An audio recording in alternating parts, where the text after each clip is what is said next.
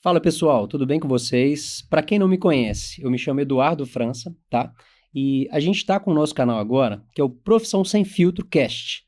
É um canal que vai falar sobre as principais profissões que existem no mercado, mas de uma forma bem dinâmica e bem interessante. Vocês vão aprender algo que não fala na literatura, que não vê em lugar nenhum, porque além do jaleco, além do crachá, a gente quer saber os profissionais por trás de tudo isso, tá? Hoje o Profissão Sem Filtro vai estar com duas pessoas sensacionais, referência no que fazem, tá? Estou muito feliz e muito orgulhoso de estar começando com essas pessoas. Então, dando sequência, a gente vai descobrir hoje, nos bastidores, tá?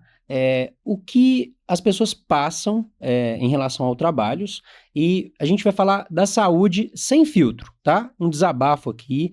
Eu quero deixar bem claro que tudo que acontecer no canal vai ser de forma espontânea e sem nenhuma intenção ruim, tá, gente? Por favor. E é isso. Vamos dar sequência com as meninas aqui. Eu quero apresentar. A gente tem a Keila, que é nossa enfermeira, tá? Ela tem uma equipe toda de técnicos de enfermagem, onde ela, né, gerem essas pessoas. Ela vai falar mais sobre essa profissão, sobre como que acontece também na prática. E a gente tem a Catarine. A Catarine, para quem não conhece, ela, além de ser né? Ela fez nutrição, Sim, nutróloga, sim. ela também é médica emergencista, gente. Então, ela, assim, ela atua no setor de intensivo. Para quem não Onde ninguém sabe, quer. para quem não está sabendo o que se trata isso, é quando a pessoa está entre a vida e a morte, que essas duas profissionais maravilhosas estão aqui para salvar, né, essas vidas. Então, agora eu quero que elas se apresentem, tá, para vocês. Vou dar a palavra para a Catarine primeiro, depois, simultaneamente, a Keilinha. E aí ela vai se apresentar e falar como é que tá a atuação hoje, o que que tá fazendo, né? E depois a gente vai dar seguimento aí no podcast. Vamos lá, Cata, o que que você Certinho. faz hoje? Obrigada, Dudu, pelo convite. Estou muito honrada de estar aqui. Na semana do meu aniversário foi um puta presente. Desculpa aí pelo puta. Sem problema, sem problema. Mas Sem como você filtro, gente. comentou, eu fiz nutrição. A princípio, meu sonho sempre foi fazer medicina. Mas eu escutei muitas vezes de que isso não era para filho de pobre, de que não tinha condições, que não ia dar certo. Então eu fazia as provas na federal, porque não era Enem na época, era prova direta, né? E tinha primeira e segunda opção de curso. Eu Uhum. colocava medicina primeira opção, segunda nutrição. Não passava para medicina, passava para nutrição. Aí eu falei, tô ficando velha. Eu tinha 17, 18 anos. Eu falei, tô ficando velha, não vou mais tentar, não, vou fazer nutrição.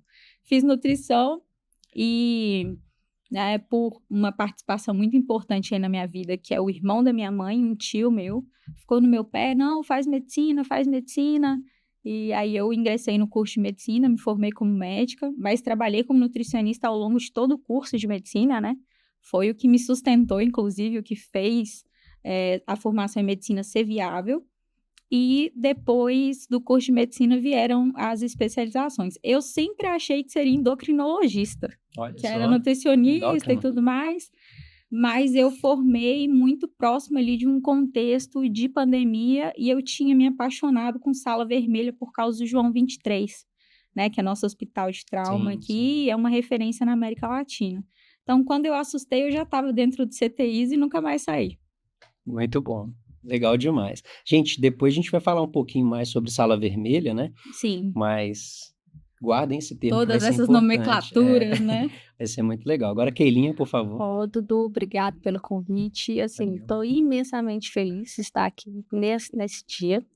Legal. A enfermagem, gente, é algo muito mais do que uma profissão, sabe? Eu acredito muito que todas as pessoas que trabalham na área da saúde não tem que ser no DNA, tem que ser algo da alma, que eu falo muito o pessoal fala assim, eu vou trabalhar nessa área e ganhar muito dinheiro, gente, não existe isso.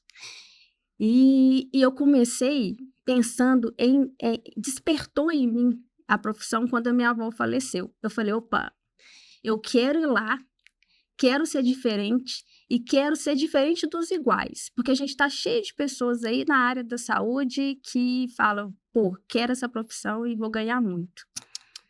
É muito mais do que isso. Aí minha avó faleceu, despertou isso em mim.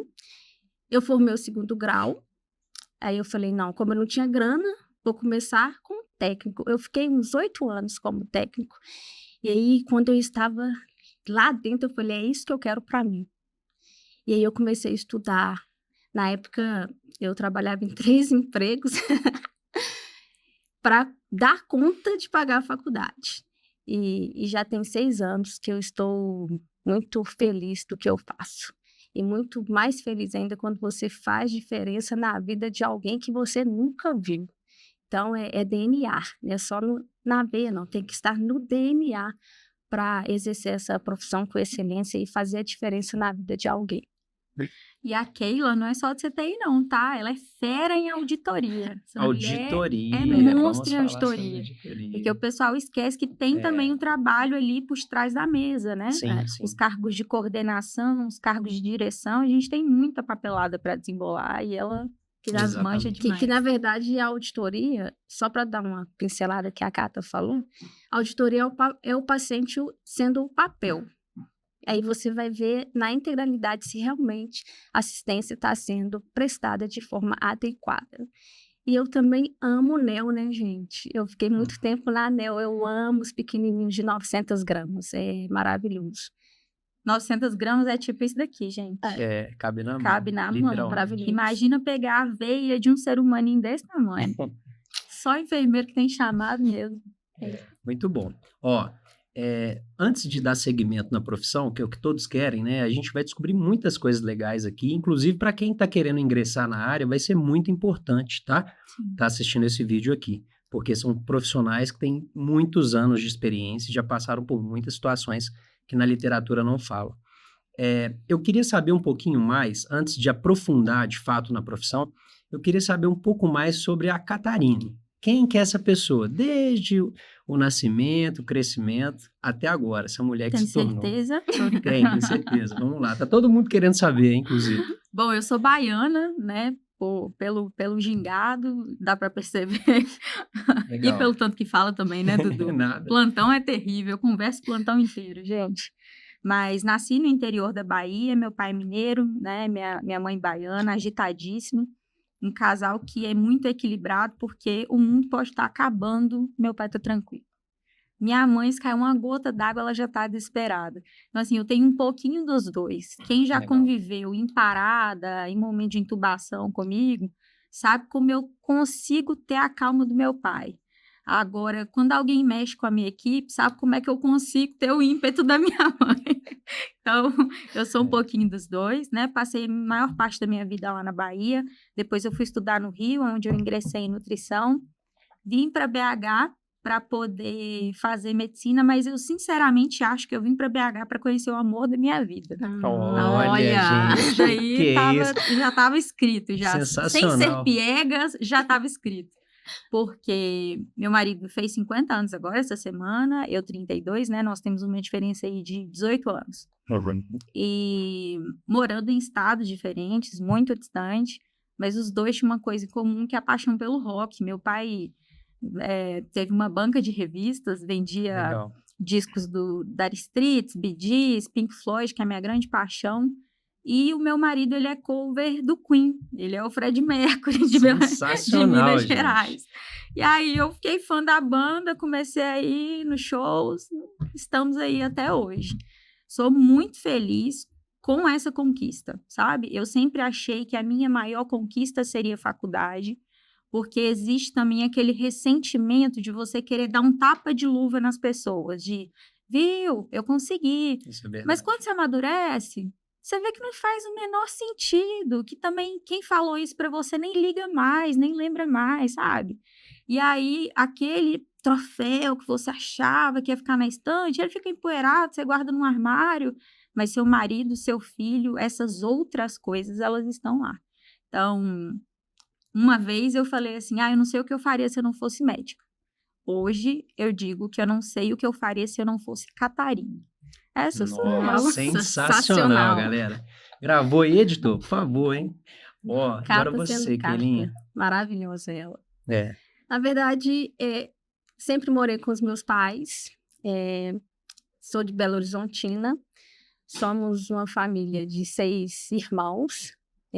muito bem estruturado. Estou falando base familiar. Acho que base familiar é a coisa mais importante que um ser humano tem que ter para ser um adulto diferente, sabe? E minha mãe, ela emana amor, é uma pessoa maravilhosa, e meu pai é mais razão. Aí, essa junção denominou a Keila. Minha família é perfeita, gente, maravilhosa. Legal. Ó, são sobre valores, né, gente? E é muito mais do que dinheiro que a gente está falando aqui agora. Tem pessoas que não estão preparadas para esse tipo de assunto ainda. Eu entendo, respeito, mas E, infelizmente, é uma coisa que a gente não vê na faculdade. Por isso que a gente tem todas as profissões, profissionais e profissionais. Não só no sentido de comprometimento, mas de se importar com o paciente ou com o cliente, sabe? Sim. Isso faz toda a diferença, porque algumas coisas, elas têm que vir de berço. Isso é inegociável. Tá, e agora quero que vocês duas me respondam, assim, com toda a sinceridade. Mediante a todas as dificuldades, todos nós sabemos que todos temos, né? Mas mediante a tudo isso, então, acende uma chama, uma esperança para quem não está, às vezes, se sentindo que é capaz, né, de virar médico, virar enfermeiro, tantas pessoas que querem, né, ter esses cursos, esse diploma. O que vocês acham, assim, um conselho para essas pessoas que às vezes estão por motivos financeiros ou familiares, ou até outros que a gente nem sabe? O que você daria de conselho para essas pessoas nesse primeiro momento? Na verdade, eu acho que tudo que a gente consegue. Eu costumo dizer que é só caminhar que Deus nos dá o chão. E a gente consegue caminhar. É só ter foco. Dificuldade todo mundo tem. Mas diante da dificuldade que todos nós temos, a gente tem que entender o que nós vamos fazer com essa dificuldade. É vitimizar ou se posicionar? Então, o foco é a essência, é a estrutura para você chegar onde você quiser chegar. Independente de etnia, de classe social, independente de qualquer coisa. Então, o foco é essencial na vida de qualquer ser humano. Verdade. Parafraseando, né, de certa forma, a Keilinha, eu acrescentaria a questão de você conhecer o processo. Quando eu queria medicina, eu tinha uma lista de todas as faculdades do país, impressa, com valor de mensalidade, se aceitava FIES ou ProUni ou não, tudo. E eu atualizava isso semestralmente, junto com o estudo de cursinho que eu fazia com as apostilas usadas de um primo meu, de uma forma muito intensa. Então, assim, tinha aquela sede de que só se tivesse alguma coisa extraordinária para me parar, de fato, que é como a Keila falou, sabe? É querer mesmo. E aí, associado a uma questão que é totalmente divina, porque eu acredito que os sonhos que a gente tem não são nossos, sabe? A nossa tendência é o ostracismo, é zona de conforto, né? Se depender da gente, a gente não sai nem da casa do pai e da mãe da gente, não. É Deus que coloca no nosso coração a vontade de ter família, a vontade de ter uma esposa, a vontade de ter autonomia, a vontade de ter uma profissão. Aí ele vai colocar no seu coração para não dar certo. Só que as profissões estão ficando cada vez mais difíceis, sobretudo a área da saúde, por vários, né, quesitos. E quanto mais difícil é o processo, melhor preparado você vai estar quando você de fato formar. Então, assim, é injusto você saber que quem concorre no vestibular com você, às vezes estudou num cursinho de R$3.000, vai passar de primeira, vai chegar na faculdade de carro e tem uma mesada que é o valor da mensalidade. Essa pessoa, ela estuda com muito mais conforto, ela dorme mais cedo porque ela não pega o metrô lotado, mas quando ela forma e vai atender uma sala vermelha numa UPA, durante a residência, talvez ela desista antes de você, porque você chegou lá muito mais forjado. Ninguém te tira dali daquela sala vermelha, ninguém toma o seu paciente, ninguém briga com sua equipe, entendeu? Você é o cara que passa plantão 7 horas, mas até 7h40 você está vendo se está tudo redondinho. É outra coisa. Show. Me deu vontade até de chorar aqui agora. Até meio, não é? Foram palavras bem cirúrgicas, bem precisas. Legal. Então tá, é sobre isso, viu, gente? Que legal. Emoções, se precisar de uma água, um lenço, fica à vontade. Se quiser, a gente pode interromper também. Aqui é sem filtro mesmo, viu? Para tudo. Agora vamos aprofundar um pouco mais sobre as profissões, porque eu acho que a galera quer saber, né? Principalmente para quem está pensando em atuar, tanto na enfermagem quanto na medicina ou até mesmo na Nutri, né? Exatamente. A gente vai falar sobre ela também. Vou pedir a Keilinha para falar primeiro sobre a enfermagem, tá? Desde o processo da faculdade, o que você achou? Se teve momentos de desistência, não, era isso mesmo, eu estava determinada.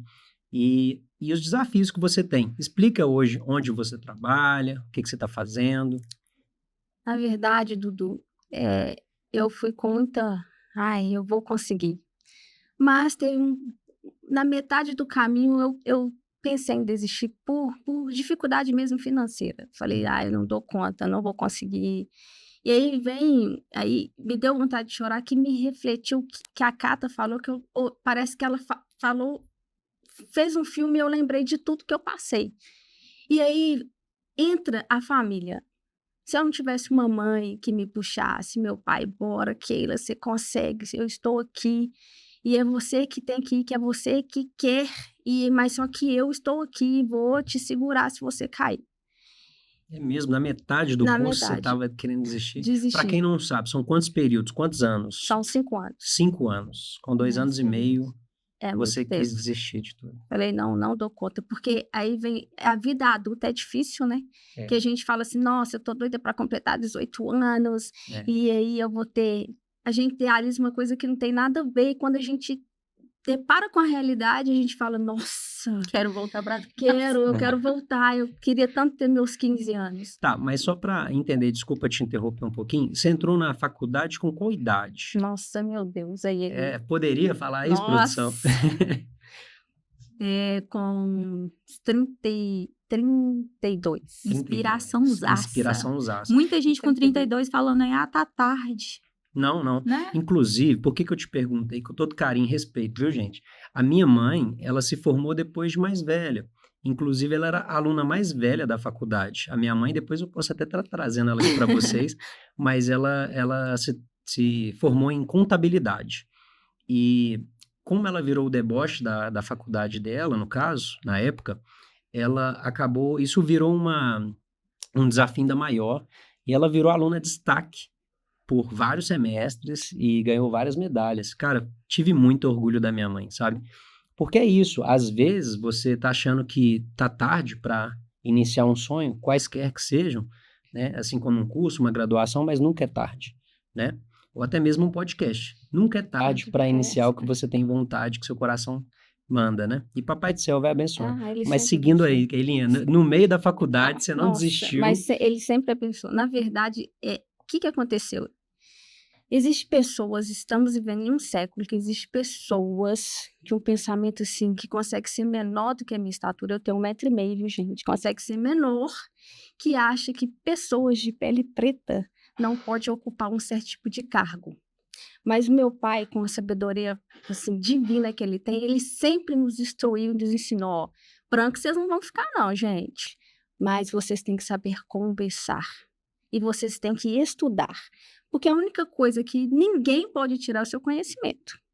Isso aí, mesmo se a pessoa olhar para você e falar, nossa, vai ter que te engolir. E infelizmente a gente vive isso. A gente vive isso e as pessoas falam assim, nossa, não é possível. Aí tem 2 vertentes, ou você vitimizar ou você se posicionar. Para mim, na minha opinião, nenhum dos dois estão errados. Depende da base que você teve. Vitimizar, gente, não é aquela questão de, quando eu falo vitimizar, não é, eu vou processar, não é nada disso, é vitimizar ao ponto de você se retrair e falar, não vou me colocar dentro de uma bolha e vou parar com tudo, vou parar de viver. Não é isso. E se posicionar e você, não, peraí, essas pedras que eles estão me jogando aqui, eu vou juntar, construir uma escadinha e vou subir, vou chegar lá. Mas... um dos motivos que eu quis desistir foi esse motivo. E aí, como eu já disse, minha base familiar me ajudou muito. Eu falei, eu vou conseguir. E não estou me gabando, mas os meus trabalhos são os melhores. Referência, gente. E os por primeiros, isso que ela tá aqui. o primeiro trabalho, ninguém quis fazer comigo e eu me olhava assim, não. É mesmo? Sério. Olhar de julgamento? Falei, não tem problema. Fiz meu trabalho. Chegava em casa, colocava todo mundo sentadinho no sofá e apresentava para meus pais, para meus irmãos. Ok, ela fala assim, fala dessa forma, desse jeito não tá legal. E aos poucos eu fui conquistando esse espaço. E aí, no término da faculdade, todo mundo me respeitava. Mesmo que as pessoas que olhavam assim para mim começaram a me olhar de olhar diferente. Porque o conhecimento Abre portas, né? abre portas. E além do conhecimento, você tem que ter a humildade, Show de bola. que eu acho que é importantíssimo também para você continuar na caminhada árdua chamada vida. Legal. Sensacional essa história, hein? Dizem as más línguas que no hospital inteiro ela é a enfermeira predileta de todas as equipes. Por aí você tira, né? Sensacional. Referência. O nível. Você tem noção do tanto de vidas que ela já ajudou a salvar, que já converteu aí, né? Principalmente na pandemia, né? A gente vai falar sobre isso também daqui a pouquinho. Legal. Eu trabalho atualmente no Hospital da Medicênio, tá? Que fica ali na Pampulha. Hospital show. Maravilhoso. Você trabalha em qual setor? Desculpa. CTI. CTI adulto aí. CTI adulto. Então ela trabalha na linha vermelha, a famosa linha vermelha, onde que tá entre a vida e a morte. Você, cara, fala um pouco da trajetória aí dos estudos. Pode começar no caso da nutrição, né? Foi a primeira? Assim, a nutrição foi bem mais tranquila porque foi um período onde eu tive um suporte maior, porque não tinha uma demanda financeira alta, era uma faculdade particular. Uma faculdade estadual, na verdade, né? Não federal, estadual. Eu morava no Rio, o custo de vida muito alto, né? Porque eu morava ali na região de Botafogo, mas eu não pagava aluguel. Eu morava com um parente da família, aquela coisa toda. Um casal que me acolheu maravilhosamente bem. A coisa apertou quando eu fui fazer medicina, porque o curso é integral, então trabalhar fora era muito difícil, né? Tinha dia que a aula começava às 7 da manhã, tinha intervalo ali 2 horas para almoço, aí acabava 8 da noite. Outro dia, 4:30 da tarde. Só que aí já quebra o período da tarde, é complicado você ter algum vínculo assim, né? E nos dias de monitoria, para quem não sabe, monitoria é quando você tira uma nota mais alta e aí você, no semestre seguinte, você ensina aquela matéria para a turma que é abaixo da sua. Então, quando eu ficava para dar monitoria, eu saía da faculdade 10 horas da noite. O dia era todo na faculdade, né? E aí eu morava de aluguel e ainda tinha o custo propriamente dito do curso. Porque quando eu entrei, a perspectiva foi, vamos fazer FIES, depois que formar, você vai pagar o governo, vai ficar tudo certo. Ok. Só que, progressivamente, as mensalidades elas foram subindo. E o FIES tinha um teto máximo, né? Naquela... Pode falar valores, pessoal? Pode falar valores, gente. Aqui é sem filtro, tá? Quando eu entrei na faculdade, né? Quando eu era menina... Isso vai ser muito bom. Eu tô até curioso pra saber. Tantos anos atrás. A faculdade custava 4.800 e pouquinho, 5 mil reais. Medicina particular. Grana. Já é muita grana. Isso foi em 2000 e? 2014, 2015. 14, gente, é muita grana. É muita grana. É muita Isso grana. era só mensalidade. O pessoal, ainda tem os livros, né? Não, isso daí dos livros é lorota. Livro a gente pega na biblioteca, leva para casa, tem o dia para trazer.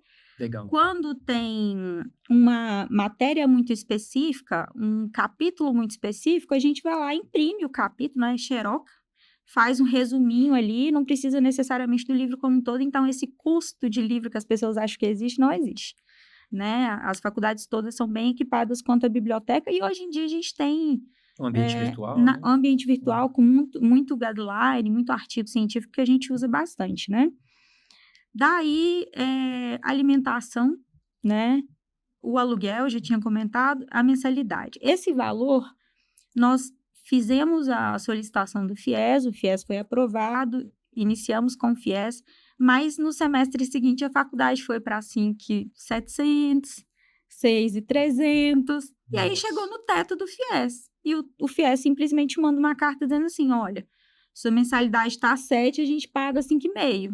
Tipo assim, pague o resto. Nossa. E aí a faculdade manda um boleto do que tá faltando. E eu fiquei desesperada. Eu falei, eu vou ter que arrumar minhas malas e vou embora. E a gente Liguei tá pro falando, meu você tava em qual, desculpa te interromper, mas você tava em qual período, mais ou menos? terceiro pro quarto. Terceiro pro quarto? Cara, Terceiro pro quarto. Já tava, tipo, quase 7 mil. Aí eu nossa. liguei pros meus pais, contei. Meu pai e minha mãe falaram, ó, sem condições de a gente assumir. Minha mãe é doméstica, sabe? Trabalhava na casa das famílias e tudo. E meu pai é vendedor de material de construção. São super humildes, extremamente humildes. Aí minha mãe falou, filha, liga pro seu tio, que é aquele tio que botou pilha para fazer medicina Sim, que te lá, né? apoiou, né? Legal. Liga pro seu tio e conversa com ele para ver se ele tem alguma solução. Meu tio foi o único da família da minha mãe que conseguiu se formar. E ele se formou em medicina. Ele sempre foi um tio que deu apoio para todos os sobrinhos, mas a família é muito grande. Mas, assim, ele comprava material escolar, sabe? Sempre foi um tio presente nesse sentido. Ok. Liguei para ele, contei a história, e aí ele ficou tão pistola. Deus é maravilhoso demais. Eu achei que ele ia falar, não tem jeito, vai para casa. Ele falou assim, vai amanhã no financeiro, cancela o FIES e fala que eu vou pagar à vista. É mesmo?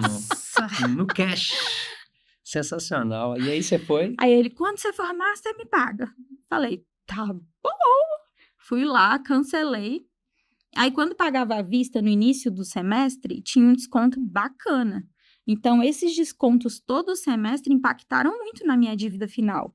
Porque o FIES pagava todo mês a faculdade e não o semestre integralmente.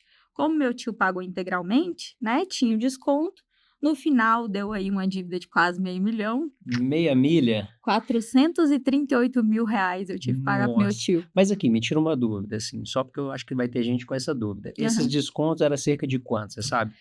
Ô, Dudu, eu vou chutar, assim, vamos supor, 5 mil, 5, 10%. Ah, Só que bom. até eu formar, Sim. a faculdade chegou a custar R$8.800. Nossa. Então, 8.800 vezes 6 é um montante gigante. Tira 10% aí, É muita coisa. entendeu? Vezes 6 anos, que dá 12 períodos. É muita grana, Né? gente. É muita E o meu grana. tio não me cobrou a taxa do FIES, os juros. É mesmo? Ele só cobrou o valor que ele emprestou. Eu Cara, quis seu pagar tio e ele não sensacional, um deixou anjo, e hein? tal. Aproveita, manda um abraço pra ele aí. Tio, ó. eu te amo. Como O é que ele senhor é chama? um pai pra mim, tio Clovinho. E outra coisa, pensa num médico. Referência. E ele é aquele médico assim, porra louca, ele resolve tudo. Ele Legal. resolve tudo. Ele é sensacional. Que legal, Foi gente. por causa dele que eu quis fazer medicina. Ele foi uma inspiração e uma referência A pra primeira você. vez que eu peguei no estetoscópio, coloquei e ouvi meu coração, assim, foi ele que me mostrou. Eu tava dentro do carro dele e tinha um jaleco, assim, no carro, sabe? Sim. Ele falou, essa semana eu viajei para 3 cidades dando plantão. Eu falei, é essa vida que eu quero. Legal. A gente percebeu que tá no DNA, né? Tá no DNA, tá no sangue, né? Resolve tudo. E olha que legal. O meu tio, ele conseguiu ajudar todos os sobrinhos. Eu tenho uma prima formada em psicologia, a outra formada em fisioterapia, só que aí ela fez o concurso e trabalha no Corpo de Bombeiros, lá na Bahia. Outro que é alguma coisa de software, que eu não sei o que é. Engenheiro, né? Engenheiro de software. E, tipo assim, quem estudava em federal, ele dava uma mesada para ajudar na rotina. Legal. Né? E quem era particular, ele ajudava na mensalidade. Então, assim, ele mudou a história de uma geração inteira da minha família.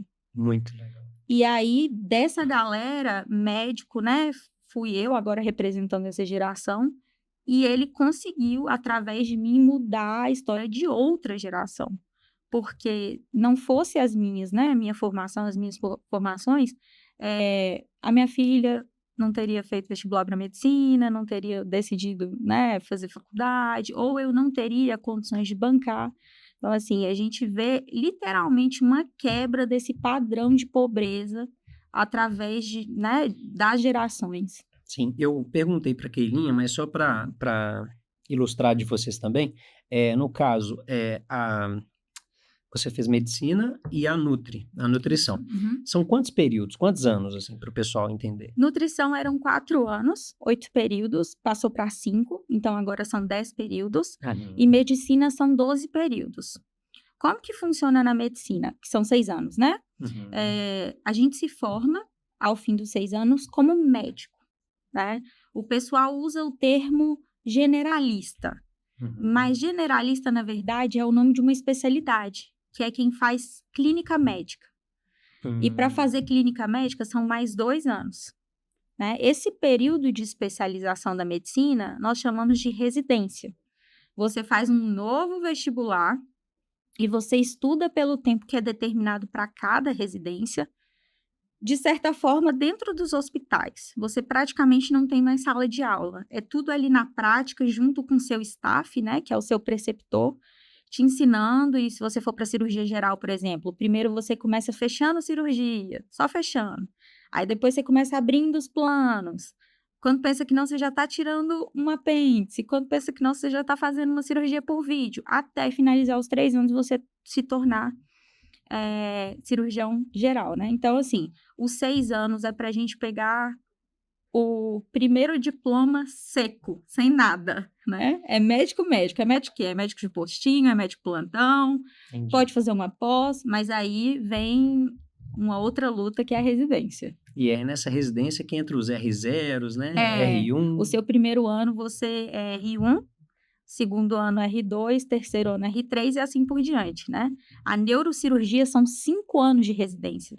Olha Então, só. 6 de faculdade, mais 5 de residência.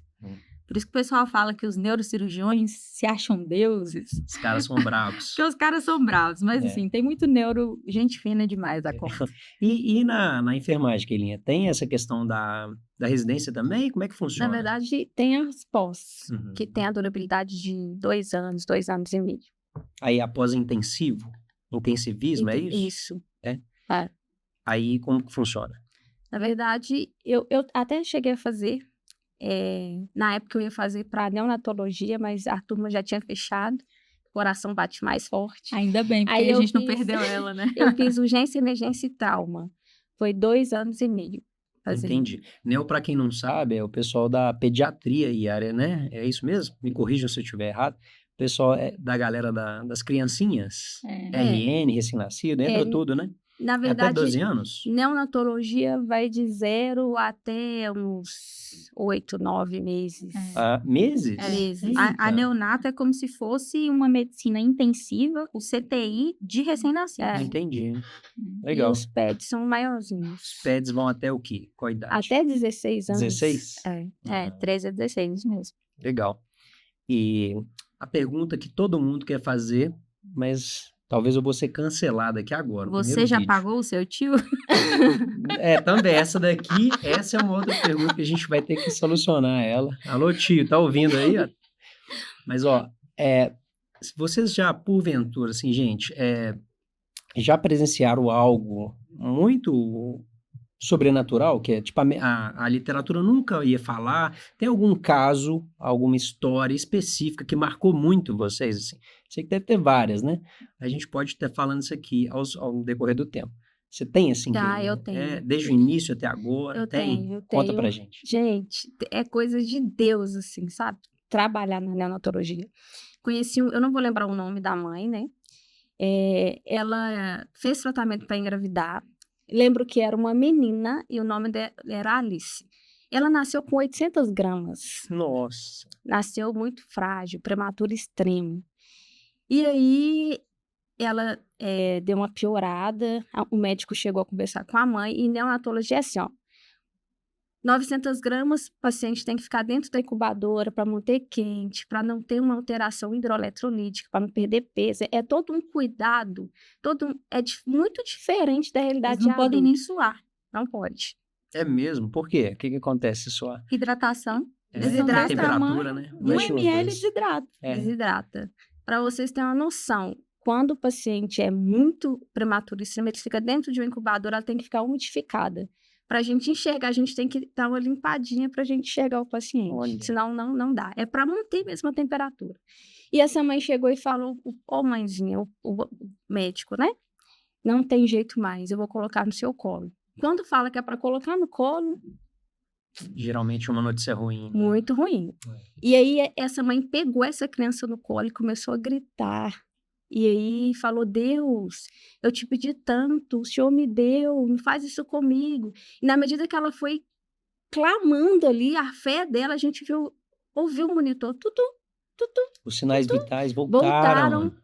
E com certeza ela deve estar com uns 10 anos, 11 anos. É Sensacional. maravilhoso. Eu É falei, mesmo? Você presenciou essas? presenciei. Que Eu fui isso? abençoada de presenciar essa cena, que marcou a minha vida dentro da ANEL. Que legal, não sabia mesmo, Kenny. Maravilhoso. Que show, que história. Criança mexe muito com a gente, hein? É. E a gente tá falando de um serzinho ali com, cara, menos que 1 quilo de sal, né? É. 800 gramas. Era pra ser, né? Era pra ser dela. Vai mudar vidas aí. Ah, com certeza. E eles são você? mais fortes que muito marmanjo no hospital, viu? Ai, Bruno. E você, cara, o que já te Maravilhoso. passou, tanto na Nutri quanto na medicina? Talvez na Nutri também tem alguma história, não? Você Ó, se lembre? Na Nutri, assim, o processo de sobrepeso, de tratamento de sobrepeso e obesidade, por si só, é uma coisa que emociona muito. Porque não envolve só estética. A gente tem muito paciente que usa CPAP. E aí chega no consultório e fala assim, doutora, já fiz a polissonografia, já fui no otorrino, e essa semana foi a primeira semana que eu dormi todos os dias sem CPAP, eu não uso mais CPAP. É umas coisas assim, que, Olha sabe? só, é aquela maquininha que usa pra dormir, sabe, gente? É tipo um oxigêniozinho que a pessoa coloca, Faz né? pressão Faz uma positiva, pressão É uma positiva. máscara super incômoda, cheia de velcro, e a pessoa não pode dormir sem, Olha porque ela só. literalmente para de respirar dormindo. E ela já conseguiu tirar ele e dormir Tira o sem sobrepeso ali, né, da a região do camada, né? abdômen e tudo mais, e aí o pessoal evolui muito bem. Tem também os relatos, né? Ah, eu não conseguia ficar sem roupa na frente do meu marido, agora eu tô me sentindo bem. Tem muita mulher que vem encaminhada pela gineco pelo desejo de engravidar, né? E a gente tem uma descompensação endócrina muito grande por causa do sobrepeso, porque a gordura, ela interfere na produção de estrogênio, tem todo um mecanismo. E aí, nós temos, assim, a felicidade de ter umas pacientes que engravidam. Eu tenho uma paciente que a filha dela tem o meu nome. Em homenagem? Ah, mentira. Conta como é que foi essa história. O sonho Olha, dela era engravidar e ela já estava numa idade onde estava todo mundo com um discurso muito muito pesaroso, de que, nossa, que pena, né, que você não engravidou. E ela estava absorvendo aquilo, sofrendo muito.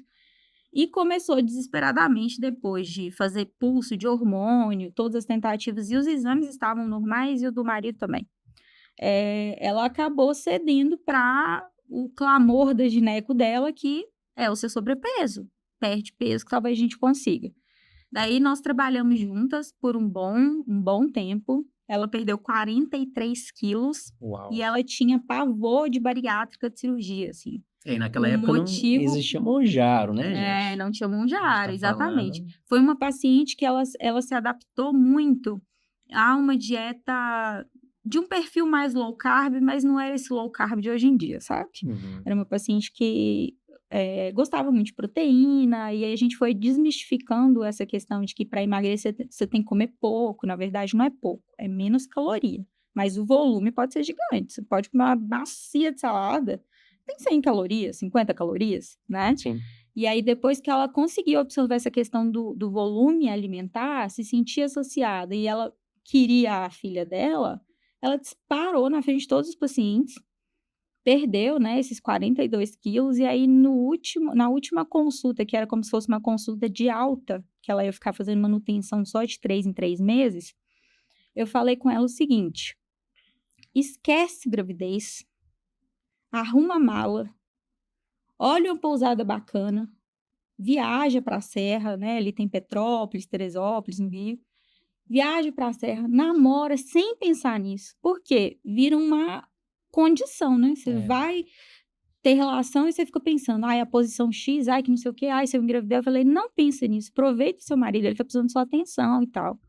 Aí ela foi, passeou, viajou, me ligou depois. Falei, lembra da viagem da Serra? Eu falei, lembro. Ela, pois é, engravidei lá. Deu certo demais, deu muito certo. Que legal. Aí ela deixou o nome do neném. Aí a neném chama, e eu sou madrinha de batismo. Que legal. Tá vendo? Catarina. São histórias. Essa foi a história da Nutri, né? Uhum. Tá, tem alguma da medicina que você quer compartilhar também? Tem Assim, várias, né? Infelizmente, da medicina, eu vi muita coisa, mas diferente do que as pessoas esperam no sentido de desfecho, sabe? Eu vi Entendi. muitos pacientes que, assim, o fato de ter falecido foi, de certa forma, um milagre na condição de descanso, sabe? Eu tive uma paciente de 10 anos, porque quando a gente se especializa em urgência e emergência, são todas as urgências e emergências, né? O emergencista, ele fica 3 anos na residência e ele roda em hospital obstétrico para pegar hemorragia de gestante, ele roda em hospital psiquiátrico para pegar surto psicótico do paciente esquizofrênico, então é toda a emergência, e a pediátrica também. Daí essa criança, ela tinha 9 para 10 anos, ela estava sentada na calçada, tomando açaí. E teve um acidente envolvendo moto e carro. E o carro veio e pegou ela, assim, no meio para cima contra a parede. Nossa, então, ela chegou com um politraumatismo grave, tinha pneumotórax bilateral, eu tive que fazer a punção dos 2 pulmões, né? Para colocar aquela mangueirinha. Quem é de casa, a gente coloca uma mangueirinha para o ar que está lá dentro sair.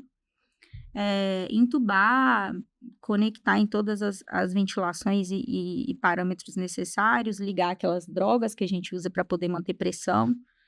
Só que ela tinha uma otorragia, que é sangramento no ouvido, muito importante. E quando eu abri os olhos para fazer o exame neurológico e olhar as pupilas, ela tinha uma pupila de um tamanho e uma pupila de outro. Vou falar em termos não técnicos para todo mundo pegar. Isso é um sinal muito ruim, né? Porque as nossas pupilas, elas são iguais e quando a gente bota a luz, ela diminui. Quando a gente tira a luz, né, ela expande. E a dela não respondia e estava de tamanhos diferentes, o que indicava um sangramento no cérebro, né? Uma compressão ali dentro. Eu estabilizei ela, organizei tudo. Foi uma paciente que foi retirada aéreo, né? Uma ambulância aérea, porque era uma cidade no interior. A referência era uma cidade chamada Divinópolis. Ela foi para Divinópolis, mas eu falei com a família quando eles saíram, né? Que o prognóstico era muito reservado, que eu tinha feito todo o possível, eles acompanharam a correria. E que nesse dia, eu fiquei tantas horas com essa paciente, tantas horas, e eu não tinha conseguido comer antes, né? Então, foi tanto tempo de jejum que eu comecei a ter tremor pela glicose baixa. Olha só. Aí a minha enfermeira pegou e olhou minha glicose, tava 62. Aí ela falou, doutora, você tem que comer? Eu falei, não, quebra uma ampola de glicose aí e me dá. Aí ela quebrou as ampolinhas de glicose e eu bebi as ampolas de glicose, porque eu não tinha como deixar ela sozinha. Só tinha eu de médica no hospital. E eu também não dava conta, não ia conseguir nem comer, nem mastigar longe dela. Que heróica. E aí ela foi para lá, ela teve morte cerebral, foi muito difícil para a família tinha meu telefone pessoal, me deu um feedback, mas ela doou 6 órgãos. Olha. E eu conheci todas as crianças. Salvou várias vezes. E ela doou. Que legal. Eu fui lá no São João de Deus, né, que é o hospital, e eu fui visitar todas as criancinhas que receberam os órgãos dela. Que legal. Então, milagres têm muitas faces, né? Muito bom. Muitas faces. É isso, tá vendo? Que lado bonito da profissão. Por isso que o pessoal fala, né, que o pessoal da área da saúde, inclusive, eles são nossos heróis e que não se trata de enfermagem, medicina, qualquer outro curso, né? A gente tem psicologia, tem nutri, tem vários outros profissionais que são de extrema relevância, e eles costumam falar que é por amor justamente por isso, né? Porque eu acho que a cobrança, ela é muito interna, muito pessoal, e abala todos os profissionais o tempo todo, né? Sim. Aproveitando que a gente está falando de histórias incríveis, eu queria saber um pouco mais, vamos quebrar uns tabus aqui agora, vamos falar sem filtro sobre assim, questões de carga horária, como é que funciona, legalmente falando, tá? Sei que tem gente que trabalha muito, é muito comum também os profissionais da saúde terem mais de um vínculo trabalhista, né? Justamente por conta dessa questão financeira, que infelizmente a gente está num país que não dá o real valor como deveria, né? Inclusive a gente quer falar também da pandemia, a gente vai falar mais para frente como é que funciona, como é que funcionou essa questão da logística, se vocês estavam atuando, Sim, linha de frente, estava... Vamos falar da pandemia de uma vez? Então, depois a gente fala sobre essas partes aí de honorários, já que é para falar de carga horária, né? Não tem nada melhor do que pandemia. Exatamente, a gente está falando, né? Peguei um gancho aqui, espontaneamente, muito bom. Então, manda aí, como é que vocês estavam na pandemia? Todas duas, hein? Quero que vocês duas falem, viu? Fala aí. Sem filtro, manda lá. Bom, eu acho que a pandemia foi a parte mais intensa de trabalho da minha vida. E não só pela pandemia, mas porque culminou minha especialização com pandemia. Ah, Entendeu? entendi. E aí, o que aconteceu? Quem formou e entrou na residência naquela época, todos, não sei se vocês lembram, mas cirurgias eletivas, que são cirurgias que vão ser marcadas, bariátricas, tudo foi desmarcado. Tudo. Tudo suspenso. Tudo. Porque os hospitais, eles viraram hospitais de campanha. Ou porque, ainda que eles não fossem na integralidade hospital de campanha, você não podia aumentar o trânsito de paciente pelo risco de infecção do Covid. É verdade. Então, assim, é obesidade? Tá, mas pode esperar. É diferente de uma fratura exposta de fêmur. Aí, beleza, operava, entendeu? Entendi. Então, assim, tudo que era eletivo, tudo que podia esperar, reduziu muito o volume. Quem que sofreu demais com isso? Os residentes dessas especialidades que teve a diminuição de volume. Então, o primeiro ano, R1 de cirurgia geral, por exemplo, que ele poderia lá estar fazendo um tanto de bariátrica, gastroplastia, ele estava pegando central no CTI de Covid, Central é um acesso que a gente pega bem profundo para fazer drogas vasoativas. Então, é como se todos os especialistas, futuros especialistas, eles trabalhassem mais em prol do Covid do que da própria área. Olha só. Mas a minha área era paciente grave. Emergência, né? Então, assim, eu caí, de sabe, braçada. assim, de braçada. E a gente tá falando que você estava atuando aonde? Em qual estado? Em 5 cidades aqui em Minas Gerais. 5 cidades? 5 cidades. Olha só. Eu trabalhava em Pitangui, Nova Serrana, Pará de Minas, Divinópolis e Papagaios. 3 eram cidades, 2 eram cidades menores, nas quais eu ficava responsável pelos pronto-atendimentos. E ali era medicina de guerra, tá? Era bala de oxigênio, não era oxigênio encanado, canalizado. Então, era paciente entubado, bala de oxigênio. Se não chegasse outra bala a tempo e o paciente não saiu vaga de transferência, a gente tinha que ficar lá ambuzando. E orando, porque no ambu a gente não consegue ter a concentração de O2 que necessariamente a gente deveria ter, né? Era laringo sem luz, laringoscópio é um negócio que a gente coloca assim, levanta e passa o tubo. Que auxilia na intubação, né? Não tinha luz. Gente, pega outra luz aqui pra mim, doutora, só tem esse. Não, e a gente tá falando, peraí, além de tudo isso, a gente tá falando de algo que vocês duas tinham que estar paramentadas, porque senão ia pegar em vocês esse vírus, né, o Covid. Vocês estão arriscando a vida de vocês para salvar outras vidas. Então, até o procedimento de uma intubação, de tudo foi feito de maneira diferente do normal, né? Sim. Acredito eu que foi algo mais especial. Apesar de que nem todos os lugares tinham recurso. Máscara em 95 mesmo, nas cidades menores, nós médicos levávamos, porque não dava para contar que ia ter. Entendi. Sabe? Face shield, cada um tinha sua, que era aquela, sabe? Eu trabalhava no CTI em Divinópolis, onde a gente tinha os macacões brancos, de tipo plástico. E aquilo é muito quente, mas é o melhor, porque o plástico realmente não deixa passar nada. Protege, né? Quando é TNT, aquele tecidinho, sim. Qualquer líquido, né? Passa. E aí, eu andava sempre com um extra no bolso, porque eles são pequenininhos, assim, né? A gente abre e vira um macacão gigante. Eu andava com um sempre no bolso, porque às vezes a gente chegava em alguns lugares e infelizmente não tinha chegado recurso ainda. Na verdade, esse momento que a gente viveu na área da saúde, a gente teve que aprender a trabalhar com poucos materiais. Essa era a verdade. Era um desafio constante. Era um desafio e as pessoas realmente... E aí, eu não sei se eu fico feliz ou triste, porque nesse momento eles deram o real valor da área da saúde. E depois que passou a pandemia, parece que caiu no mar do esquecimento, sabe? As pessoas não. Eu tô falando questão mesmo de remuneração, de dar valor aos profissionais. E um dia desse nós éramos heróis. E hoje a gente faz isso aqui, ó, para ter um piso. Não sei se vocês lembram, as pessoas saíam nos prédios e batiam palma. Acho que era toda segunda-feira, alguma coisa assim. Para os heróis da saúde. Para os heróis da saúde. Mas assim...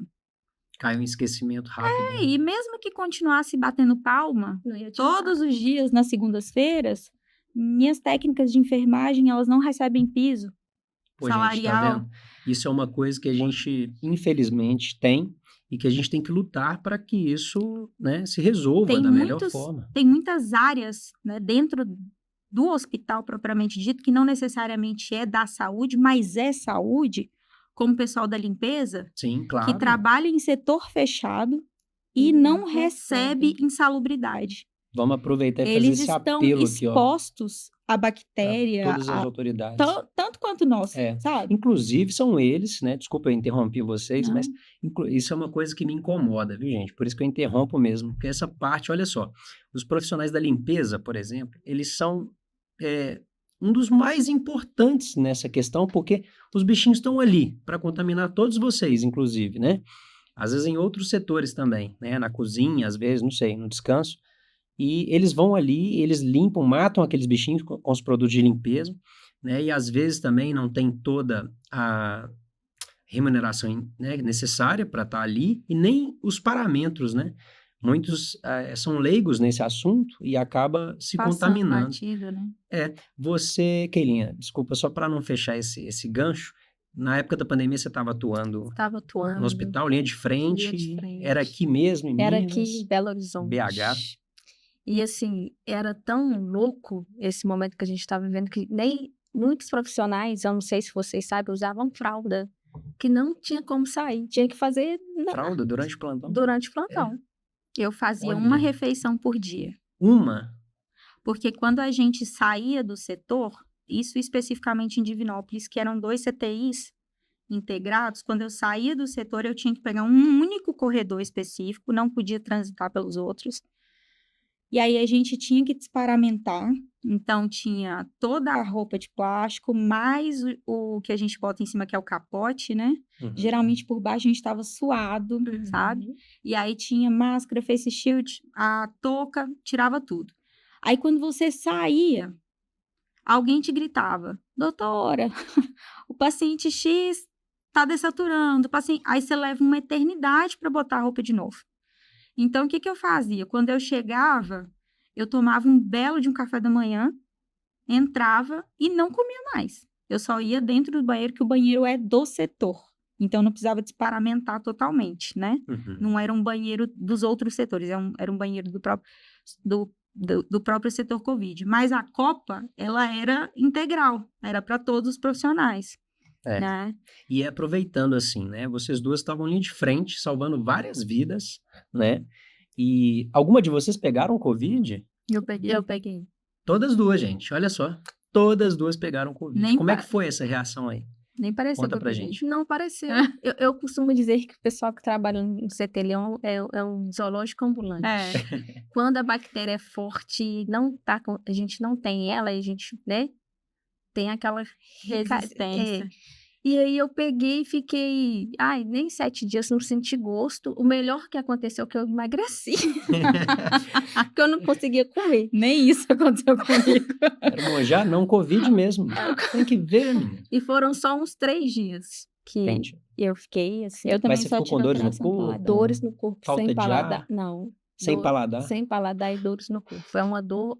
Não sei se vocês tiveram dengue. Sim. Era aquela dor de fim de dengue que não passa, né? Exatamente, é essa sensação.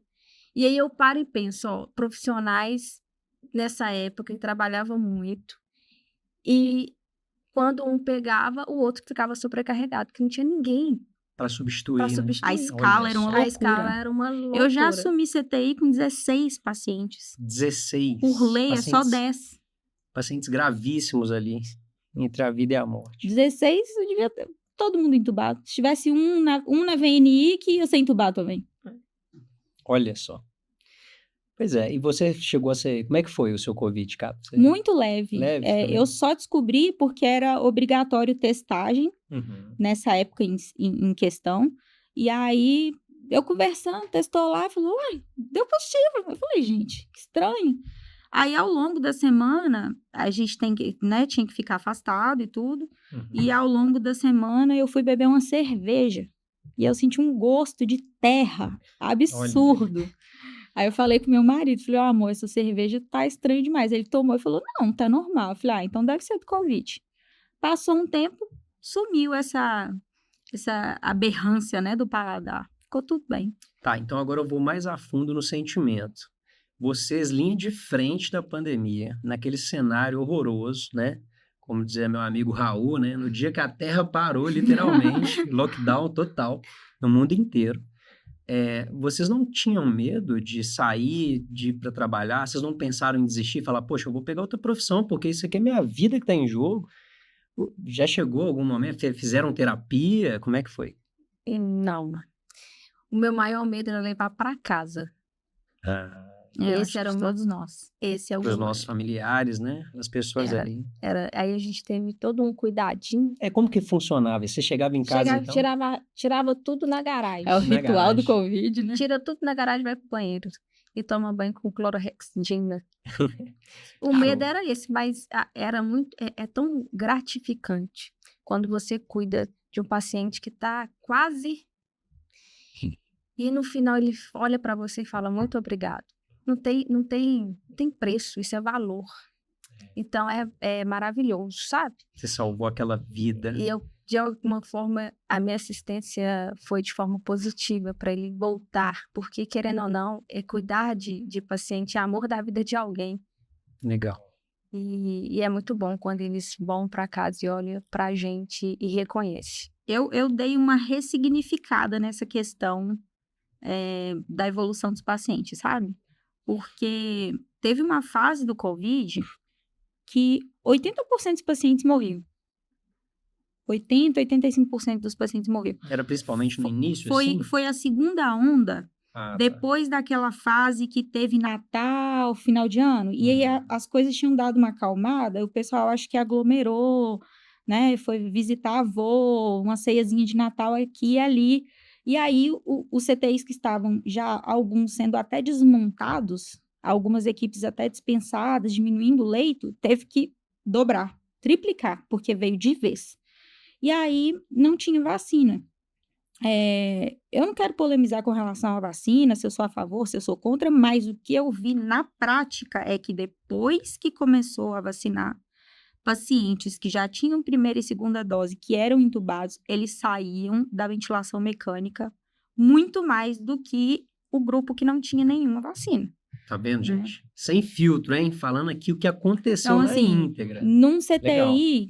com 10 pacientes graves intubados, morriam 8, né? Teve o período da vacina, e as pessoas que começaram a circular, né? Vai tendo as altas, chegando novos pacientes, já tinham 1 dose, 2 doses.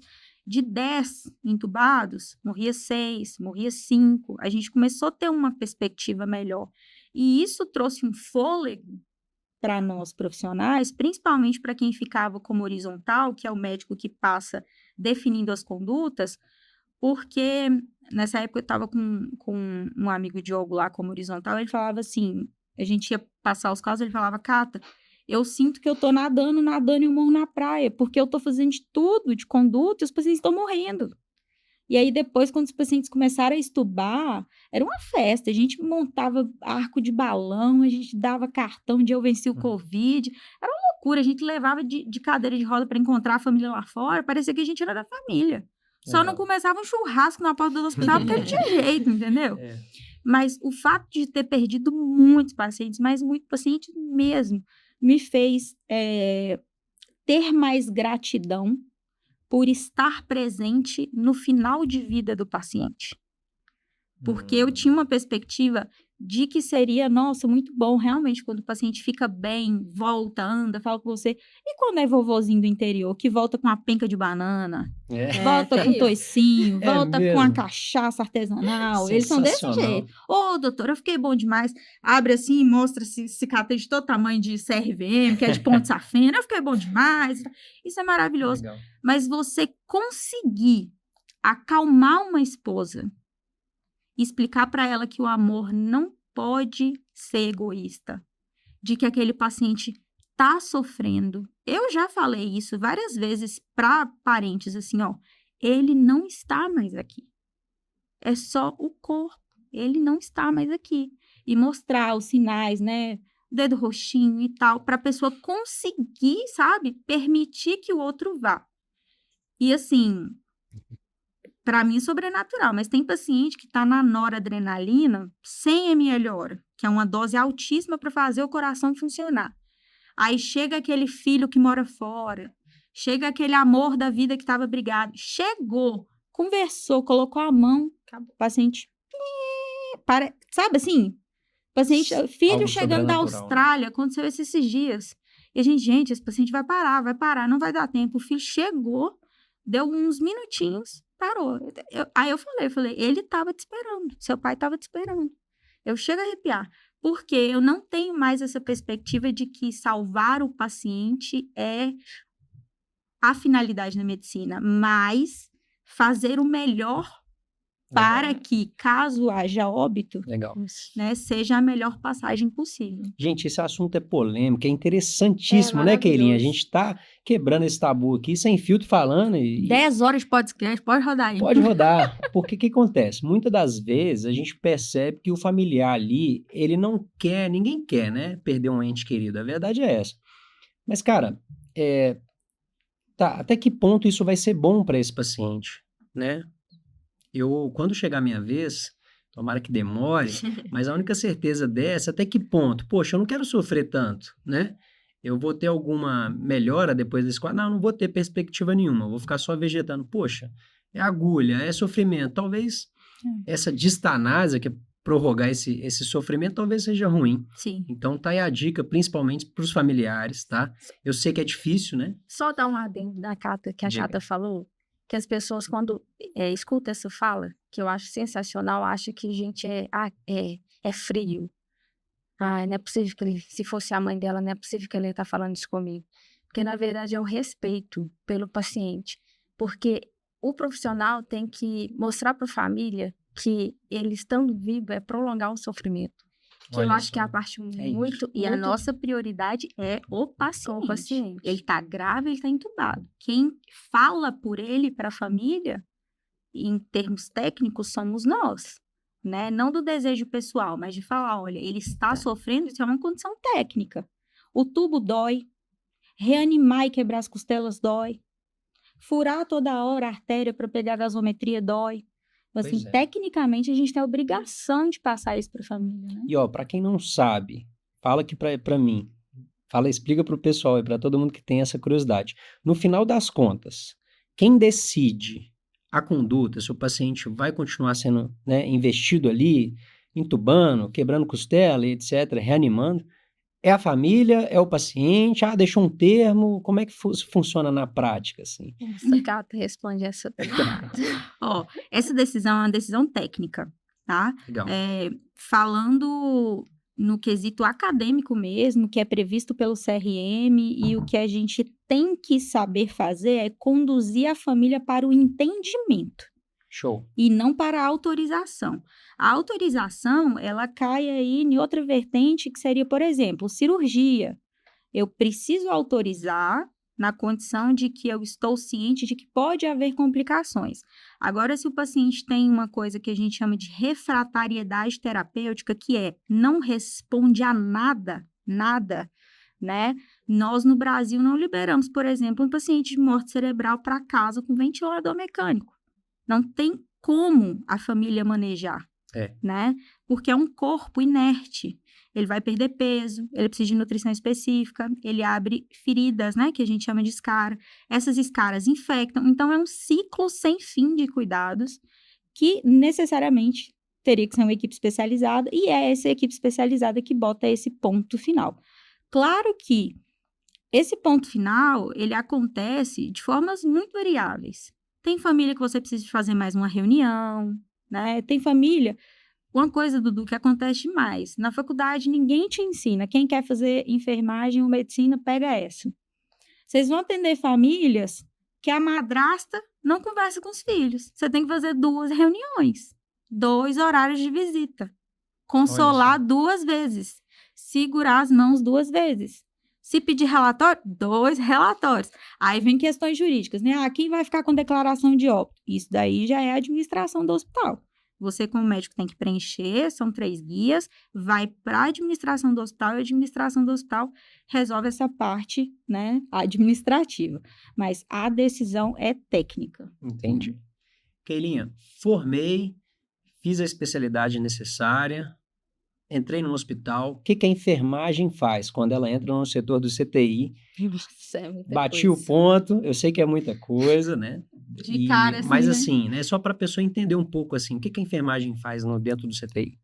Na verdade, a enfermagem, ela é como se fossem as formiguinhas, né? Faz de um tudo. E o que ela faz? Olha o paciente como um todo, vê a necessidade básica do paciente, administra medicamento. E aí, a enfermagem é tudo isso que a Cata falou. Nós somos psicólogos. Também, né? Ela tem ela tem um combo. A enfermagem não é só prestar assistência, ela olha o paciente holisticamente, não é só o paciente. Ela tem que estar atenta à família, tem que estar atento ao próprio paciente, tem que estar atento os medicamentos, tem que estar atento A equipe de técnicos, né? Vocês lideram uma equipe, não é isso? Isso. Aí, uma equipe de técnicos de enfermagem. No caso, o técnico, ele não tem que fazer necessariamente um curso, né? Um Superior, não. superior, curso técnico. só curso técnico. Curso técnico, São 2 anos? 2 anos, 2 anos e meio. 2,5. E aí, você, no CTI tem quantos técnicos? 5 5 para 10 pacientes. para 10 pacientes. Tá, então cada técnico fica com dois pacientes ali, Isso. onde faz a troca, né? O manejo, juntos. O Legal. CTI é composto por um médico, né? Um fisioterapeuta, um enfermeiro e 5 técnicos. Show de bola. Alguns CTIs dispõem de profissionais da odontologia e da nutrição. Não são todos, né? Aí o pessoal da nutrição trata aí das nutrições enterais e parenterais e o pessoal da odonto faz higiene oral por causa da intubação e tudo mais. Legal. Show de bola. Tem algum assunto que vocês querem ponderar específico, deixando assim aberto, ou tá tranquila por enquanto? Como é que Eu tá? acho que talvez seja uma dúvida de quem quer ir para a área, a questão do mercado de trabalho, sabe? Show. Financeiramente e todas as outras que permeiam aí. E a gente está vivendo um turning point muito grande, né? Um divisor de águas, por quê? Não muito distante, nos governos anteriores, nós tivemos programas para trazer médicos de fora. Mais uma vez, não quero polemizar e não é sobre ser a favor ou contra, é ilustrando.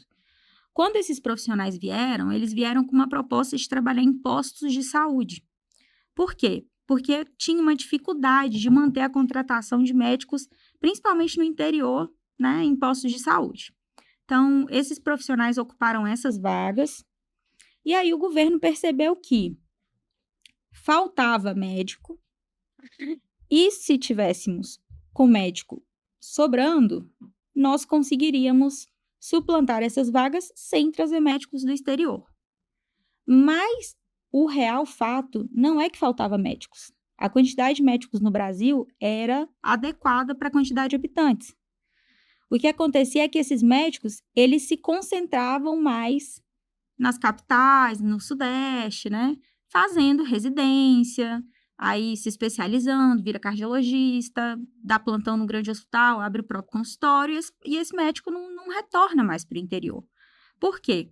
Porque não existe um plano de carreira para quem trabalha em posto de saúde, né? Existe até uma especialização que chama Medicina da Família e Comunidade, mas é um salário, vou colocar aí o exemplo de uma cidade de 30 mil habitantes, próximo a Belo Horizonte, 150, 200 quilômetros, né? 30 mil habitantes, 150, 200 quilômetros. Você vai ter que morar lá, porque não dá para ir e voltar todo dia.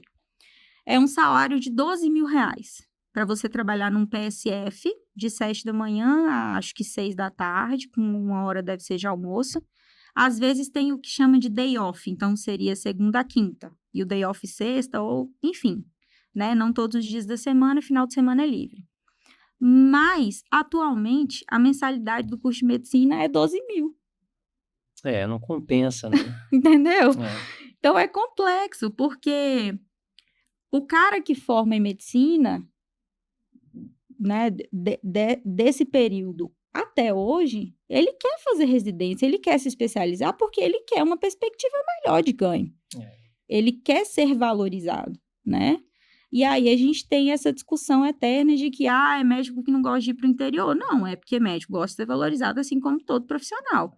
E você gosta também de ter essa projeção de carreira no sentido de, poxa, eu quero operar, sabe? Eu quero ter a vivência de um CTI. Infelizmente, o PSF não é atrativo para todos os profissionais. Então, hoje, no Brasil, nós temos uma quantidade absurda de médicos esses últimos anos, porque foi o boom dessas faculdades que foram autorizadas pós trazer os profissionais, né, externos. Mas não aumentou a quantidade de residências. Então, a quantidade de residência é a mesma. E a quantidade de faculdade triplicou. O funil ficou assim, ó, para passar na residência. Então, quem quer passar na residência agora tem que estudar triplicado. Faria de novo? Com certeza. Mesmo tendo que estudar triplicado, eu não sei se eu ia passar, mas que eu ia fazer de novo, eu ia. Entendeu? Porque se não fosse para quebrar a cabeça com isso, eu ia quebrar a cabeça com outra coisa em outra área. Eu não acho que hoje, no Brasil, tem uma área que você saia da faculdade com tudo organizado, recebendo super bem, se sentindo valorizado. Não tem. O problema é muito maior, né?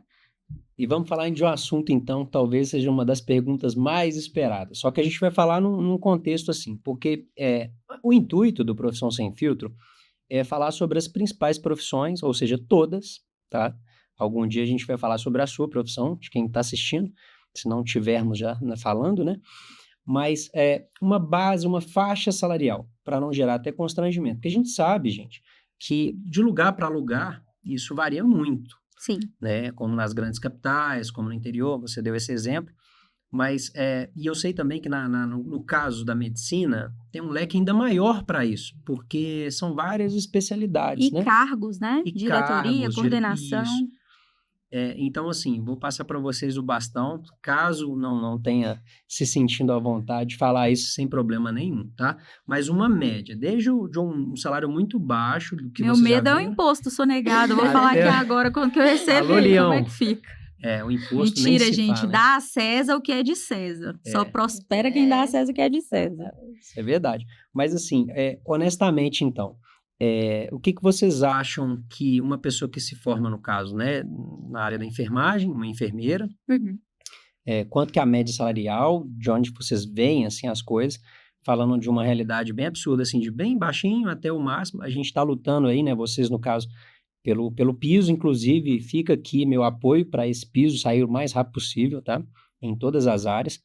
E de você também, Cata. No caso, você é médica emergencista, não é isso? E atuo na intensiva, na verdade. Atua na intensiva. Então, assim, vai lá, Keilinha, manda aí. Na verdade, é o que ela falou, cresceu muito. E por crescer muito, as pessoas pegam, e aí eles não dão valor, aí a faixa etária está de 2.500 a 5. Eles mesmo? preferem pagar menos para quem tem menos experiência Entendi. do que reconhecer a experiência e pagar adequadamente. Aí se torna uma mão de obra barata, Sim, sabe? que não deveria, Que né, não gente? deveria. Olha só, mais uma vez o meu apelo, tá? Inclusive, para reforçar essa ideia, principalmente aqui no Brasil, sobre os valores trocados, né? Isso. A gente, às vezes, dá mais valor para um jogador de futebol, não desmerecendo. Daqui a pouco a gente vai entrevistar um também, se Deus abençoar. Mas, assim, o merecimento tem que ser para todo mundo, sabe? Mas o jogador de futebol, ele tem uma coisa que muitos profissionais da área da saúde não têm, e eu vejo que é um grande problema da enfermagem conversando com as amigas, que é o corporativismo. Se um grande craque sabe que a Rexona pagou 1 milhão por um contrato X, ele não aceita 200 mil, o outro. Entendeu? Exatamente. Então, isso regula o mercado. Ainda tem essa questão, né, Agora, gente? quando você tem muito profissional no mercado, tá todo mundo desesperado para o trabalho. Quem tem experiência é bom de serviço, bate o pé uma vez por uma coisa que é justa. É justa, pô. Eles, tá bom, tchau. Contrato recém-formado que eu vou pagar metade do seu valor.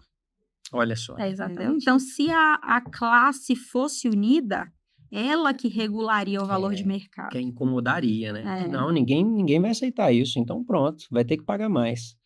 Exatamente isso. E as pessoas que estão recém-formadas acham, eu vou pegar porque eu não vou conseguir, eu tenho que ter experiência. Quando eu tiver experiência, eu vou ter o pensamento que as pessoas mais velhas aí da área têm. E Legal. é aí que você, paciente, cai na mão de alguém que está pegando experiência. Isso vira um problema, viu, gente?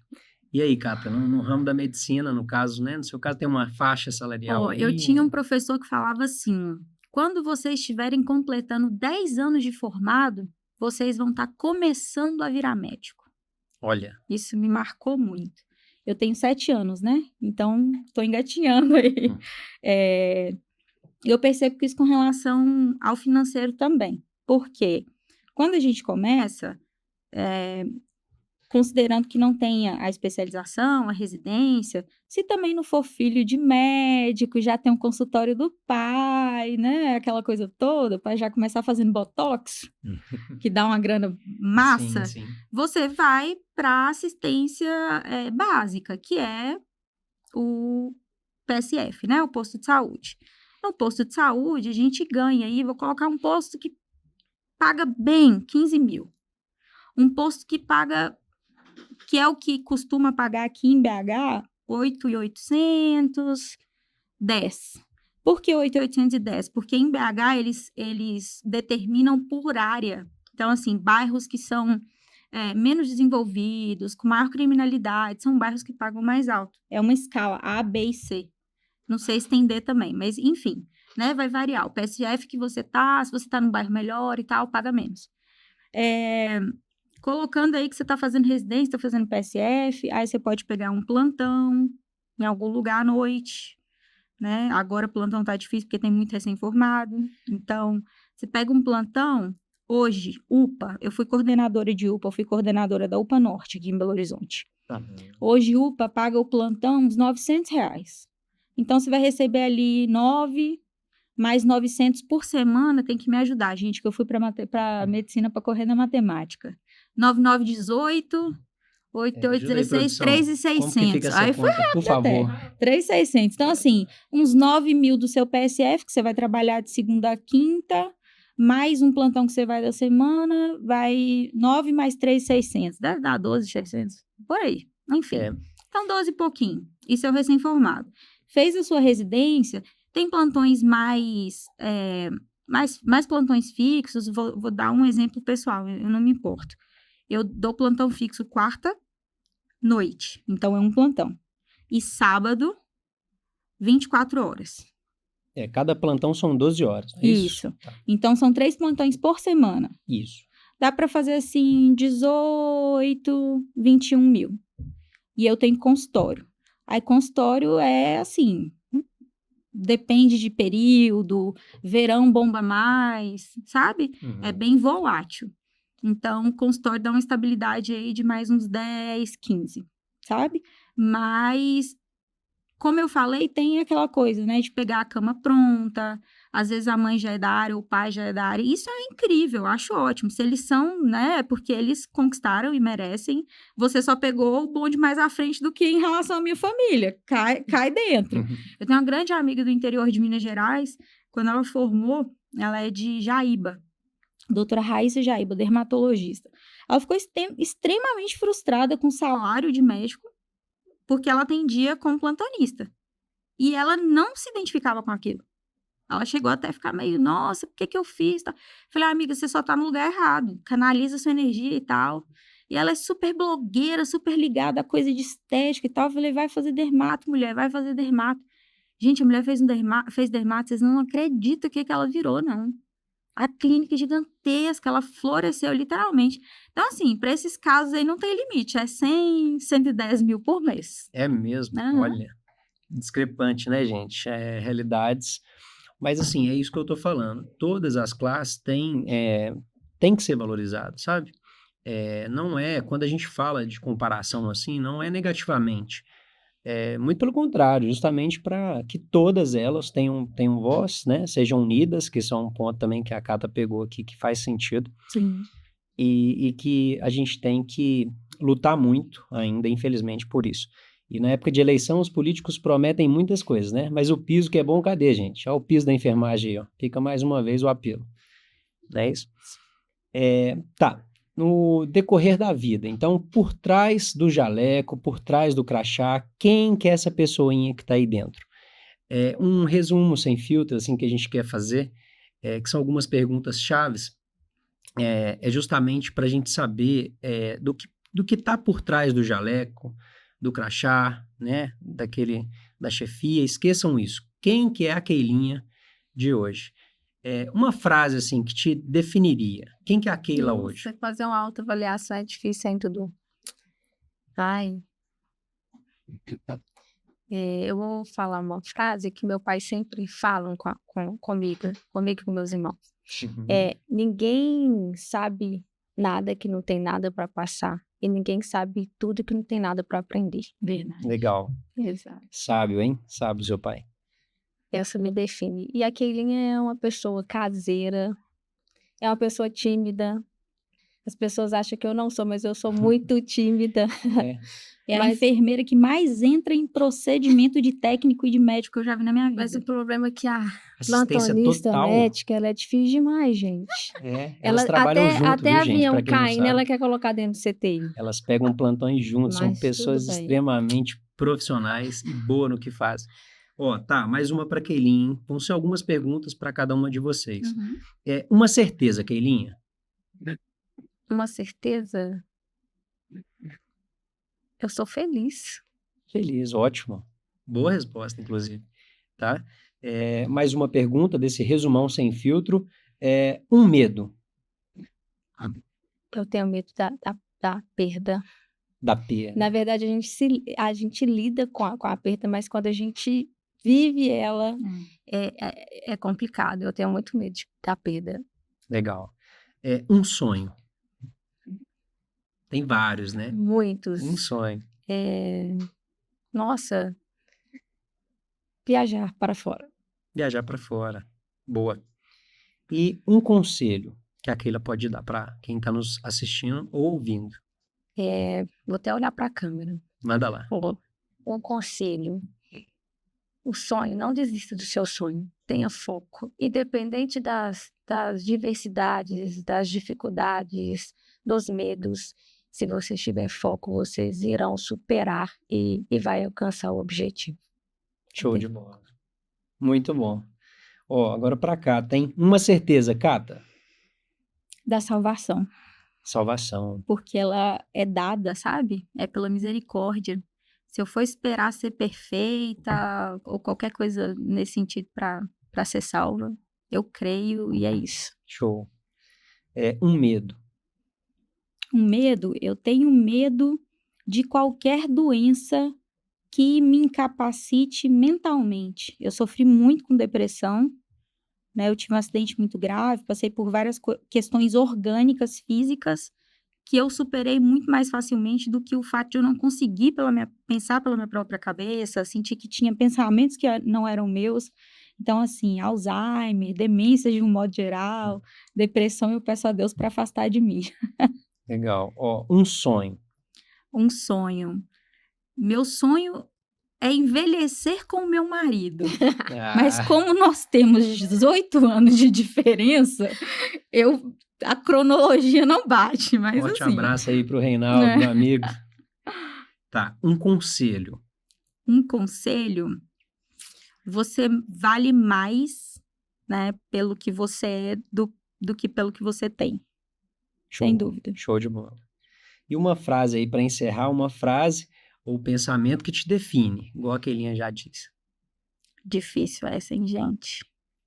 Uma frase que me define... Acho que é a primeira vez que eu fico sem palavras no podcast inteiro. Sensacional. Pode pensar. Mas acho, sinceramente, que é algo no sentido aí dessa definição, não necessariamente uma frase, sabe? Mas essa definição de quem eu sou, principalmente de onde eu vim, sabe? Assim, de ter a certeza de que Deus esteve comigo esse tempo todo, de que todas as coisas boas e ruins que eu passei têm um propósito. Legal. Então, uma frase, é isso, doutora biônica.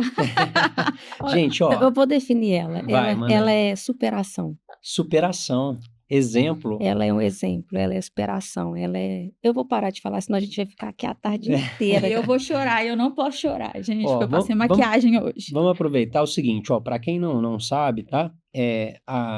Tanto a Keilinha quanto a Cata, elas trabalham juntas também, elas pegam vários plantões aí nos hospitais, né? No CTI especificamente, juntas, então elas são muito parceiras. Sim. E a Cata, eu não sei se eu posso até estar falando isso, tudo aqui é sem filtro, viu, gente? A gente não tem roteiro, a gente vai criando agora. Mas você quer falar um pouco mais sobre a sua história, assim, sobre esse momento da depressão na sua vida, ou você acha que isso te incomoda? Porque eu acho que, para as pessoas que vão estar nos assistindo, isso pode ser de grande valia. Sim. Mas se isso te incomodar, eu também, por favor, não já quero passou a fase que É. incomodar. Legal. O que eu acho legal, e eu tento falar assim, agora eu não tô mais nessa função, mas eu dei aula na Faminas por um bom tempo, né, de urgência e emergência. Eu sempre falava para os meninos que, às vezes a gente acha que a fase mais difícil da nossa vida é a que a gente está vivendo. Eu tô no ensino médio, eu não vejo a hora de acabar, porque matemática, eu vou fazer medicina e vou ficar livre de matemática. Aí você vai pra faculdade, mas que o aperto financeiro e tal, não vejo a hora de formar, porque eu vou ficar, tipo, tranquilo financeiramente. Você começa a delimitar quais são as suas dificuldades, sendo que a vida pode te apresentar dificuldades muito maiores, nas quais você vai ter a sensação de que você não está pronto, que você já está gastando energia com dificuldades que são corriqueiras. Você já está murmurando à toa. E foi isso que aconteceu comigo. Eu trabalhava bastante, já ganhava muito bem, tinha o meu marido, que é um cara sensacional, e eu tinha muitas questões com relação à própria valorização do trabalho, o fato de pegar a estrada e tal. E aí eu tive uma intercorrência, um acidente, machuquei minha perna, não foi acidente de carro, assim, eu não estava dirigindo, né? E aí, depois de várias abordagens e complicações, eu tive uma oclusão arterial, como se fosse um trombo numa artéria. E o sangue não corria por essa artéria, logo, o tecido para onde o sangue iria não era vascularizado, né? Foi com a minha perna esquerda, eu fui amputada, né? Tive os meus dias de CTI como paciente. Na pele, na prática. Acordei, passei a mão na perna, a perna não tava. E aí, o céu, ou o chão, não sei, cai, porque você fala assim, eu não vou dar conta disso. Porque você já estava achando que você não estava dando conta da sua rotina normal, entendeu? E aí, uma coisa que a Keilinha falou sobre apoio da família e tudo mais, e eu dou um destaque novamente muito especial pro meu marido, porque ele, literalmente, quando eu falo assim, meu marido me carregou quando eu não podia andar, não é uma frase poética, ele literalmente me carregou quando eu não podia andar. Show. Eu levei aproximadamente 3 meses e meio para trazer a prótese para casa, só fazia os treinos no local, né, da físio. E eu chegava de andador na nossa varanda, aí como tinha escada, ele me pegava, descia a escada no colo e botava dentro do carro. Então, mesmo com todo esse cuidado, a depressão veio pesado e eu tive toda uma equipe, né, por trás, meus psiquiatras, meus psicólogos, precisei ficar internado por causa de depressão, porque eu não respondia às medicações, então era só quarto fechado, luz desligada e dormir, muitas horas, dormir. E aí vieram os pensamentos de autoextermínio, eu tentei suicídio, fui internada nesse contexto e fiquei internada no hospital psiquiátrico para poder fazer eletroconvulsoterapia, que são aqueles choquinhos, né, que a gente recebe para poder ter convulsão e, de certa forma, reorganizar o cérebro, né, dar uma limpeza, fazer um backup ali. E aí as medicações começaram a fazer efeito, mas foi um processo muito longo, sabe? Comprometeu financeiramente, de certa forma, a nossa organização e tudo mais. E assim, meu marido foi incrível, ele deu conta de tudo, organizou tudo, não preocupa, eu trabalho. E aí, nesse processo, eu fui me reerguendo, sabe? Voltando, assim, a fazer uma piadinha aqui, uma piadinha ali. Aí fui no hospital para ver a equipe, vi a Keilinha, abracei a Keilinha, chorei demais. Voltei a trabalhar, o coto doía, dava calo, tirava um pouquinho, descansava. Quando eu assustei, eu já tava brincando no plantão de novo, Sensacional. pegando acesso central de novo, reanimando de novo. Exato. Graças a Olha Deus. que história E a linda. vontade de viver voltou. Porque a E- medicina, a depressão, ela te tira tudo. Tudo, É, né? tudo. É uma... Keilinha, ela é extraordinária, né? Sabe que eu lembro? Vocês são. E ela falou Aqui, assim, gente. porque ela tava... Curiosos. Ela estava no quarto. Ela falou pra mim, posso falar, né? Pode. É um segredo. Essa é a pior doença que existe. Porque se eu tivesse mutilada, o pessoal ia olhar pra mim e ia ver o meu problema. Mas as pessoas olham pra mim e não conseguem ver o que eu tô sentindo. Parece que eu tô num buraco e eu não consigo sair. Nossa. E aí é maravilhoso ver ela falando dessa forma. Sensacional. Olha, gente, a história de vocês duas são incrível.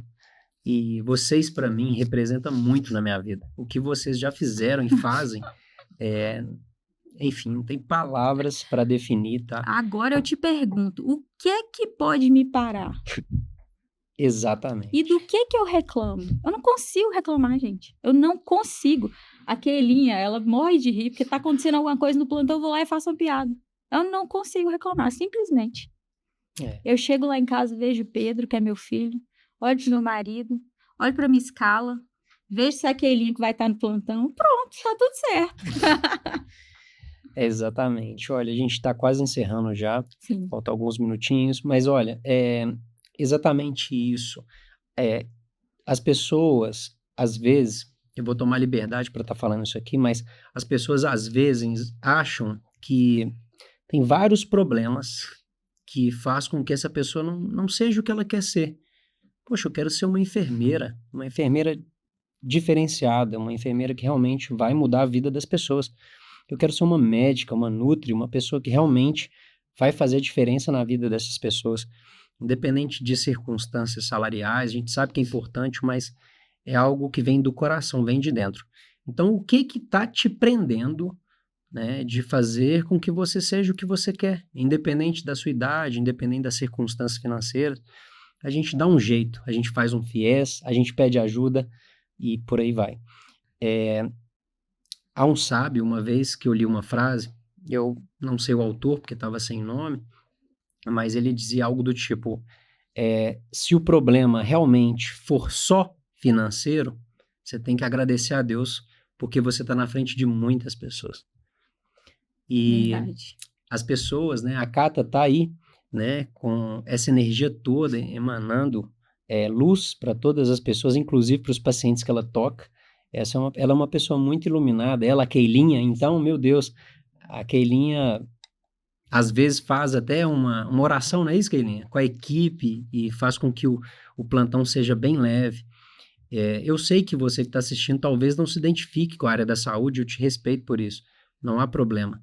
Mas tenta pensar um pouco mais sobre esses profissionais, sabe? Que se coloque na pele dessas pessoas, porque às vezes quem está de fora e quem que realmente não entende sobre a área, não imagina o que essas pessoas já viram e veem o tempo todo, se arriscam o tempo todo e muitas das vezes soam como se elas fossem muito frias, né, e neutras, mas não, é porque essas pessoas também têm sentimentos e elas também sofrem, talvez na frente da família por questões éticas, não demonstre tanto, mas ali num quarto, num conforto, num descanso, talvez desabem, precisa, né, de acompanhamentos, enfim. Legal demais. Gente, eu fico muito feliz por vocês terem aceitado esse desafio, esse convite comigo.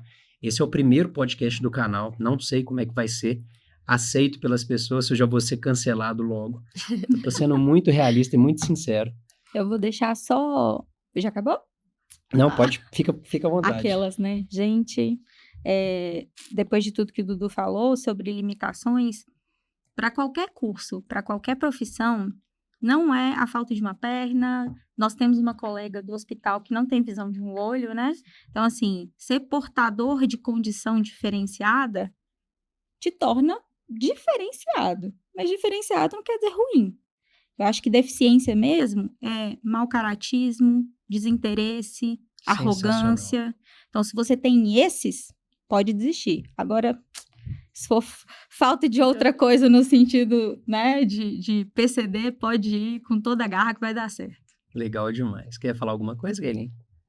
O que a Cata falou é você entender que a sua essência vai fazer diferença onde você estiver. Que a sua maldade, que a gente sabe que existe muito no meio, eu sempre falo, gente, falo com as minhas meninas, o que tá aqui tem que contaminar lá, mas o que tá lá não pode contaminar aqui. Então a gente tem que fazer diferença na ambiência onde que nós, independente de onde esteja, é serviço, é em casa, é no trânsito, é em qualquer área, qualquer profissão. Muito bom. É isso. Então encerramos por hoje. Deus abençoe a vida de cada um. Bora que eu vou pro plantão agora. Vai pro plantão agora? Partiu o plantão? Então bora que eu vou descansar. Ai, que inveja! Gente, fiquem com Deus. Quem tá nos assistindo aí, se quiser... Quem tá assistindo, perdão, se quiser deixar alguma sugestão aqui nos comentários, né, sobre o que aconteceu na live, ou até indicar próximas profissões a serem entrevistadas, fiquem à vontade, tá? De qualquer forma, peço a Deus para abençoar todos vocês e sigam a gente, deixa o like, ative o sininho, porque vai ter muita história bacana e espero que isso, de certa forma, engrandeça a vida de vocês, tá? E é isso, a gente tá aqui para somar, sempre. Valeu, Fiquem com Deus. galera. Valeu. Valeu.